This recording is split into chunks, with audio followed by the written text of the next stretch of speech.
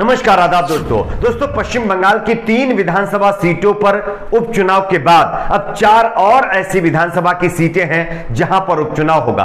30 तारीख को यहां पर वोट डाले जाएंगे और 3 तारीख को रिजल्ट आएगा। तो आज हम इन्हीं 4 विधानसभा सीटों पर होने वाले उपचुनाव की बात करेंगे और आपको एक सर्वे के बारे में बताएंगे, इसके आंकड़े दिखाएंगे कि इस बार 3 सीटों के बाद इन 4 सीटों पर कौन सी पार्टी पश्चिम बंगाल में चुनाव जीतेगी। ममता बनर्जी की पार्टी जीतेगी या फिर बीजेपी, इसके आंकड़े हम आपको आगे दिखाएंगे। लेकिन उससे पहले आपसे एक छोटी सी रिक्वेस्ट करेंगे दोस्तों, वीडियो को लाइक करके अपना प्रेडिक्शन नीचे कमेंट सेक्शन में जरूर रखिए। आप सभी लोगों ने देखा कि किस तरह से पश्चिम बंगाल की 3 विधानसभा सीटें, जंगीपुर और भवानीपुर, उसके बाद एक और सीट जहां पर ममता बनर्जी ने बीजेपी का सुपड़ा साफ कर दिया। लेकिन क्या इसी तरह से इस बार भी ममता बनर्जी इन 4 सीटों पर चुनाव जीत पाएंगी या फिर बीजेपी कमबैक करने में कामयाबी हासिल कर पाएगी? चलिए हम आपको आंकड़े बताते हैं। उससे पहले हम आपको यह बताते हैं, इन 4 सीटों की अगर बात करें तो इसमें सबसे पहली सीट आती है शांतिपुर,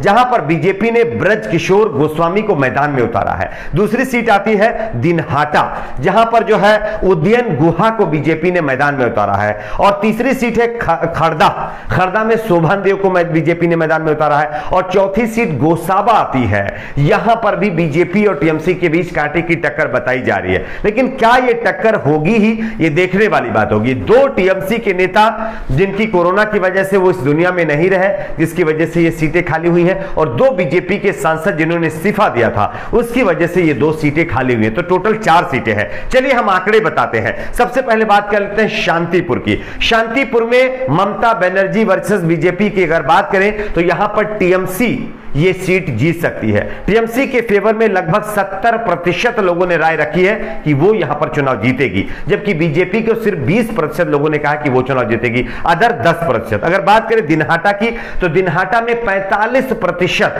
टीएमसी चुनाव जीत सकती है और बीजेपी 35% चुनाव जीत सकती है। यानी दिनहाटा में बीजेपी और टीएमसी के बीच टक्कर है। और अदर के खाते में 15% लोगों ने राय रखी है कि वो चुनाव जीतेंगे। अब हम बात करते हैं खड़दा सीट भी आप सभी जानते होंगे कि बीजेपी और टीएमसी दोनों यहां पर पूरी ताकत झोंक दे रहे हैं। यहां पर भी टीएमसी ही चुनाव जीतेगी, ऐसी लोगों की राय है। 62% लोगों ने कहा है कि टीएमसी चुनाव जीतेगी।